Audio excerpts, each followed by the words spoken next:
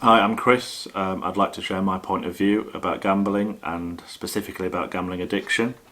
I was 17 years old when I started gambling. I placed a very small bet, £2 on a football accumulator, as a lot of the people who were in my sort of group, cultural and social group did, playing football. And before the match that I played, I didn't put the bet on. After the match, check the scores, watching Soccer Saturday, as I'm sure a lot of people relate to, and it won £350. I can remember the feeling of collecting the money and feeling the cash in my hands for the first time, to have that sort of amount of money. And obviously, as I've grown up, relatively, it might not seem as much now, but for as a 17-year-old lad, it was an awful lot of money. And I kind of got a big buzz from it, and very quickly embarked on a period of gambling and drinking all the time. Stopped going to college, choosing instead to go to the pub and play on fruit machines. And this happened, within a matter of weeks. I was placing bets on football in the bookies, and as I say, fruit machines, in pubs, drinking and stuff, and spending a lot of time out of college, which eventually ended in me being thrown out of college. So that was really the first thing that gambling took from me. I was hoping to do a sports journalism degree at university. I'd applied for that. We were at that point at college, but I ended up getting thrown out before the A-levels because they didn't believe I'd attended enough, that I'd pass my A-levels or get the grades that I needed to carry on to university. So that was the first thing it really took from me. But after that, I went straight into full-time employment. I was lucky to have a friend who gave me a job, and as I started earning money every week, I became pretty obsessed with money. I had money in my pocket all the time.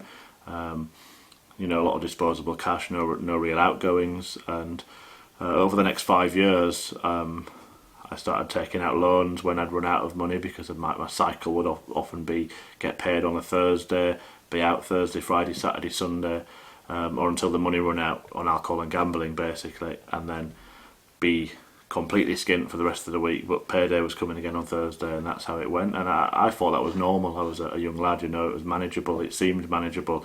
But then I started taking out loans. It was at the time that financial institutions were literally throwing money at people ahead of the big financial crash. I'm not saying I'm responsible for that, but perhaps in part.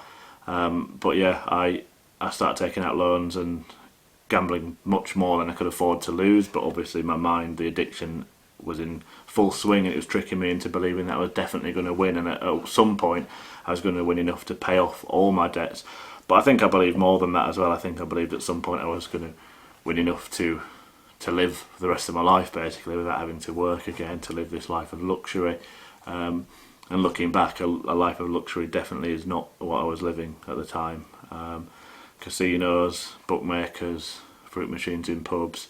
Very little online gambling actually at the time, but that did come later on when I relapsed. But yeah, in this period, a lot of it was done in cash and on location in gambling establishments.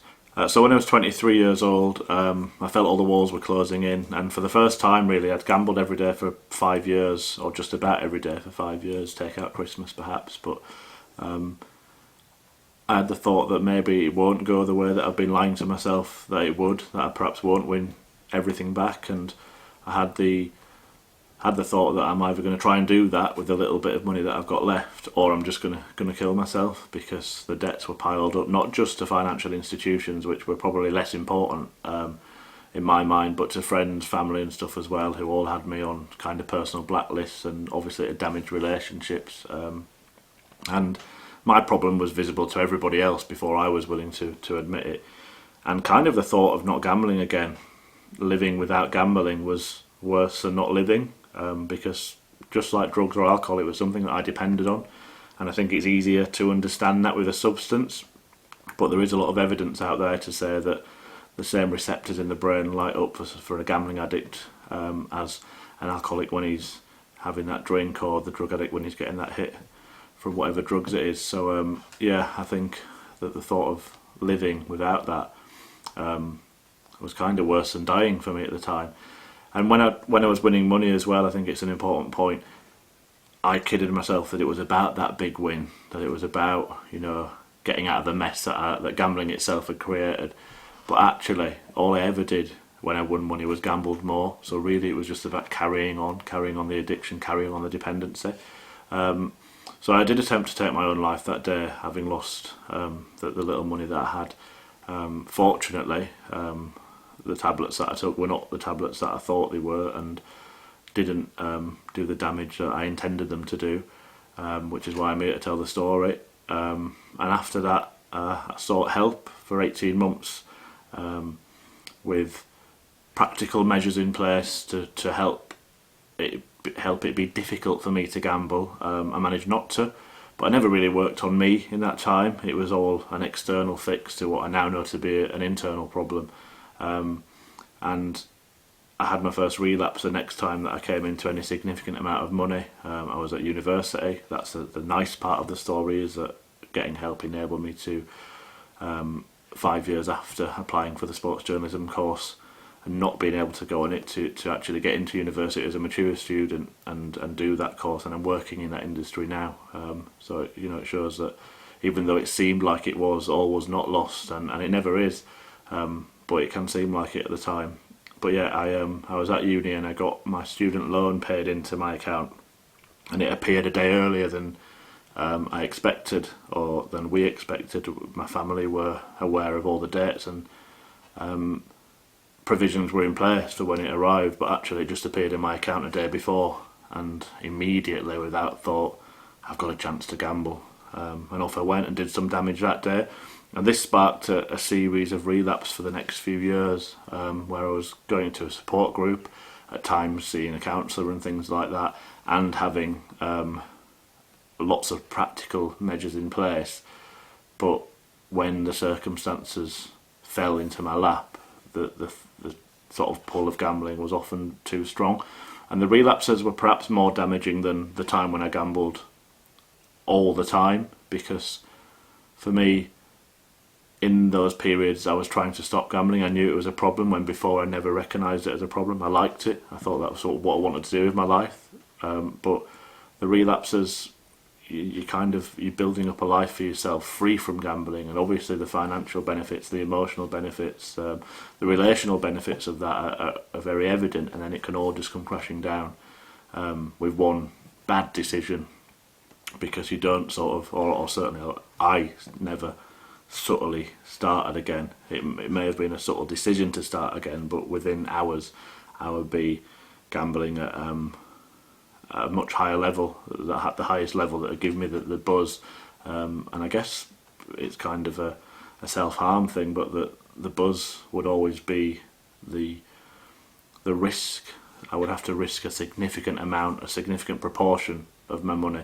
So I would always be drawn to games like, particularly in relapses, online slots or online roulette and stuff, where I could have this instant fix, this quick fix, could win money very quickly and could lose money very quickly. The idea of putting a £2 bet on the one that it all started with, you know, would not interest me at all.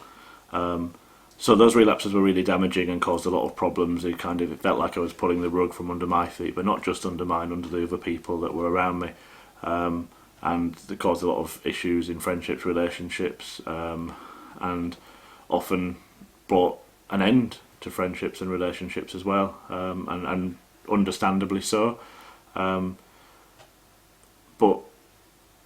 it went on for probably a decade. This run of 9 years. I'm currently gamble free for almost a year, but for about 9 years, this run of long periods of abstinence, months and months, sometimes more than a year, and then it all coming crashing down.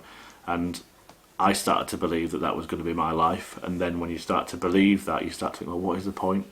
What is the point in going out and earning money and trying to create a life for yourself if at any given point you can just press that self-destruct button and lose it all, and inflict that kind of pain on somebody else as well. So after my last relapse at the start of this year, I decided to do things differently. It was the first time that I decided to give up alcohol as well, whereas I'd sort of struggled in the past to put that in the same pot of addiction, but I guess one did lead to the other. I didn't always gamble immediately after drinking or while drinking, but I would often feel depressed after drinking, and then log into gambling sites when I was feeling like that, because that would lift me instantly out of that depression. And that is what addiction is all about, really. It's, for me, even though it felt like it at the time, it was never about money. It was not really about the buzz that I've described. It was about changing the way that I felt, from lifting myself out of emotional pain and escaping myself for a while. But it never was a while, because the more I got of it, the more I wanted of it, and it only ever ended when I'd lost everything. So yeah, this year I've started attending other support groups with other addicts who have a plethora of different addiction problems, and I found it really helpful to just put alcohol and gambling and drugs in the same pot of addiction, rather than kind of seeing myself as just a gambling addict and separating it. Because when I hear from these people who may have been who may have had a severe heroin habit or whatever it may be, they've been through the same cycles mentally and emotionally that I have. So yeah, I think that pursuing that path has been good for me, getting help in that way, practicing a recovery program. I do still see a counsellor. I committed seeing a counsellor every week for the first year, and attend as many support group meetings as possible, and be open and honest and share about my story, and yeah, it does feel like I'm on the right path now. And of course I've still got physical barriers in place as well as a safety net, but I think that they are there as exactly that. It's down to me to change the way that I think, or at least to seek the help that will help me do that, and then accept that help, because just the physical barriers alone were never enough. They never stopped me before, and it is about a complete kind of change of thought and behaviour to move away from the addictive mind into, I don't really like the word normal, but I suppose a kind of normal way of thinking.